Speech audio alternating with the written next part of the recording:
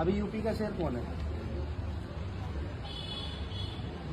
मैं तो यूपी का शेर नहीं, मैं तो भारत का शेर कहूंगा। हमारे अखिलेश भैया भारत के शेर हैं, क्योंकि आज की तारीख में अगर अपोजिशन के सामने कोई टक्कर ले रहा है और उन लोगों के लिए लड़ने का काम कर रहा है, उन लोगों की आवाज उठाने का काम कर रहा है जो पीड़ित हैं, शोषित हैं, वंचित हैं, तो वो एक ही शेर है, वो है हमारे अखिलेश भैया। और हम चाहते हैं कि हम जैसे भी छोटे छोटे शेर उनको ताकत देने का काम करें और उनकी दहाड़ में एक अपनी आवाज डालकर इस भाजपा सरकार को पहरा करने का काम करें।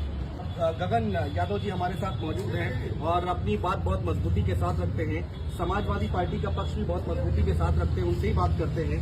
गगन भाई, कितना फाइट देखने को मिल रही है उत्तर प्रदेश में इस बार? समाजवादी पार्टी इंडिया गठबंधन आज की डेट में कहाँ खड़ा है? सबसे पहले बहुत बहुत धन्यवाद। और रही बात फाइट की, तो मैं डंके की चोट पर ये कह सकता हूँ कि इस बार भाजपा को अगर कोई टक्कर दे सकता है तो समाजवादी विचारधारा टक्कर दे सकती है। और इंडिया गठबंधन जो हमारा है, ये आपको इस बार बैटलफील्ड में बहुत अच्छे तरीके से लड़ता हुआ नजर आएगा। पश्चिमी उत्तर प्रदेश में क्या देख रहे हैं? पहले चरण की बात कर लेते हैं। 8 सीटों पर मतदान होना है पहले, और वहीं से बहुत सारा परसेप्शन बनना शुरू हो जाएगा पूरे उत्तर प्रदेश में आखिरी चरण तक। तो पहले 8 सीटों का विश्लेषण क्या कह रहा है? देखिए, मैं राजनीतिज्ञ तो नहीं हूँ, ऐसी कोई प्रिडिक्शन भी नहीं दे सकता हूँ और कुछ बता भी नहीं सकता हूँ। बहरहाल इतना जरूर कह सकता हूँ कि चुनाव में आपको मजा आने वाला है और जितनी मजबूती से इस बार कैंडिडेट चुनाव लड़ेंगे, उसी से आपको अंदाजा लग जाएगा कि आगे किसकी लहर और किसकी हवा चलने वाली है। भारतीय जनता पार्टी के लिए क्या कहिए? मेरठ की धरती पर हम लोग खड़े हैं, अरुण गोविल को उन्होंने उतारा और एक परसेप्शन बनाने की जरूर कोशिश की जा रही है कि भाई टीवी सीरियल में भगवान राम का उन्होंने रोल किया था। और अयोध्या की आवाज आप देखते ही हैं, राम के नाम पर वोट मांगे जाते हैं हमेशा भारतीय जनता पार्टी की तरफ से, तो एक परसेप्शन बनाने की कोशिश जरूर है। बहरहाल ये बड़े दुर्भाग्य की बात है कि जिस धारावाहिक को भारतीय बड़े भाव के साथ देखा करते थे और एक इमेज क्रिएट करी थी उन्होंने, एक पर्सनालिटी की, उस इमेज को धूमिल करने का प्रयास भाजपा ने बखूबी बहुत अच्छे तरीके से किया है। मेरा ऐसा मानना है कि उन्हें पॉलिटिक्स में नहीं उतारना चाहिए था। वो कहते 370 हमने हटाया, 3 तलाक हमने हटाया, यहाँ पर सड़कें हमने बनवा दी, राशन हम दे रहे हैं, शासन हम दे रहे हैं, कानून व्यवस्था हम सही कर रहे हैं। देखिए, बताने के लिए तो बहुत कुछ है।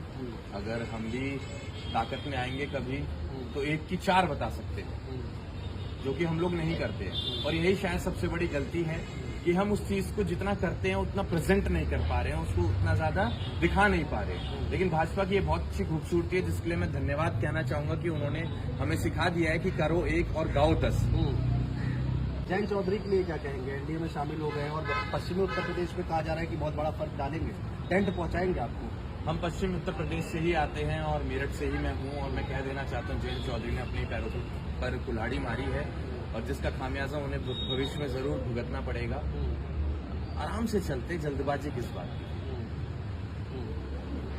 एक भारत रत्न दे देने से आपने खिलवाड़ किया है उन लोगों के सपनों पर, विश्वास पर, उम्मीदों पर, जो आपको एक बदलाव के तौर पर देख रहे थे और समाजवादी विचारधारा से आपको जोड़कर देख रहे थे। तो मैं ये यकीनन कह सकता हूं कि भविष्य में उनकी राजनीति खतरे में है। और रही बात 24 की, तो मैं इतना कह देना चाहता हूं, बदलाव होगा, आज नहीं तो अगली योजना में भाजपा जाएगी। बहुत शुक्रिया हमसे बात करने के लिए और तमाम चर्चा करने के लिए।